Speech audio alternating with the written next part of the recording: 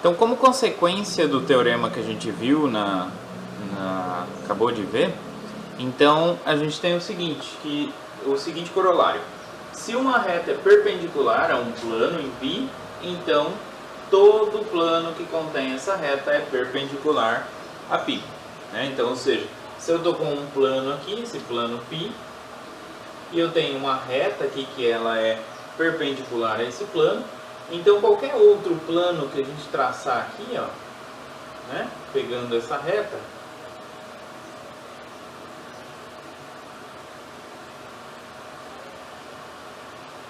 ele vai ser o que? Ele vai ser perpendicular ao plano π. Por que ele vai ser perpendicular? Porque pelo teorema que a gente acabou de ver, ele contém uma reta que é perpendicular ao plano π. Tá? Então basta conter uma reta que é perpendicular ao plano para que esses dois planos sejam perpendiculares. Ok? Daí a gente tem uma observação, que diz o seguinte, que pela definição lá então, se um plano contém uma reta que é perpendicular a outro plano, então quer dizer que o outro plano, então se esse plano aqui contém uma reta que é perpendicular a esse plano, então esse plano também contém uma reta que é perpendicular ao outro, tá? E vice-versa, tá? Então essa é a observação aí 1.36, tá? Que segue então do teorema 1.34 e da observação 1.33, que se um plano contém uma reta perpendicular um plano π contém uma reta perpendicular ao plano π', então π' também contém uma reta perpendicular ao plano π. É exatamente isso que eu falei. Tá? Muito bem, daí a gente tem o exemplo 1.37 que diz o seguinte: o que significa um prisma reto? Um prisma reto nada mais é do que um prisma. Então um prisma eu monto um polígono num plano e aí eu subo retas todas paralelas através dos vértices, construindo um novo prisma num plano paralelo também, tá? No paralelo ao plano inicial. Um prisma reto é quando todas essas arestas aqui forem perpendiculares ao plano da base. Tá? Então, quando isso acontecer, a gente chama o prisma de prisma reto. Tá? Muito bem. Então, suas faces laterais vão ser retângulos perpendiculares ao plano da base.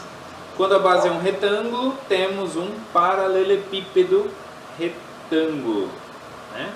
Que a base é um retângulo, temos um paralelepípedo, porque todos os seus lados, todas as suas faces são paralelas, tá? Na qual cada face é um retângulo. Ainda mais especial é o caso do cubo, que é quando a base for um quadrado, e aí então todas as faces vão ser quadrados congruentes, que é o hexaedro regular, que é um prisma reto na qual cada face é um quadrado. Tá? Agora, se a gente considerar aqui a pirâmide, então temos uma base, A1, A2, A3, A4, A5, AN, um polígono aqui na base. No caso aqui eu desenhei um pentágono, tá? E um vértice V. Então aqui eu tenho esse vértice V. Então, um caso particular consiste quando a base é um polígono regular. Tá? O que significa ser um polígono regular? Significa que a medida de todos os lados é igual. E V, o vértice está sobre a reta que é perpendicular ao plano e passa pelo centro do polígono. Porque todo polígono regular é inscritível, então ele está inscrito dentro de uma circunferência. Essa circunferência tem um centro. Então o centro dessa circunferência vai ser o que a gente chama de centro do polígono. Tá?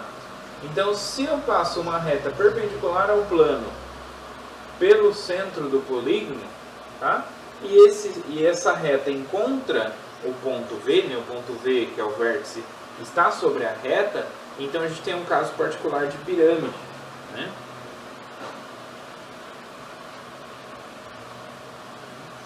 Muito bem. Aí, nesse caso, a gente fala que a pirâmide é uma pirâmide regular. Então, dizer que uma pirâmide é regular se o polígono, a base é um polígono regular e o vértice está sobre a reta perpendicular ao plano da base, passando pelo centro do polígono. Tá? Muito bem. Aí nesse caso, né, as faces laterais vão ser todos triângulos que são congruentes entre si. Tá? Então fica aí de exercício para vocês mostrarem isso. Por que são triângulos congruentes? A gente sabe que todas as medidas aqui da base são congruentes. O que falta verificar? Que a distância aqui, a distância até V, de qualquer vértice do polígono até V, vai ser a mesma, né? Essa distância vai ser a mesma.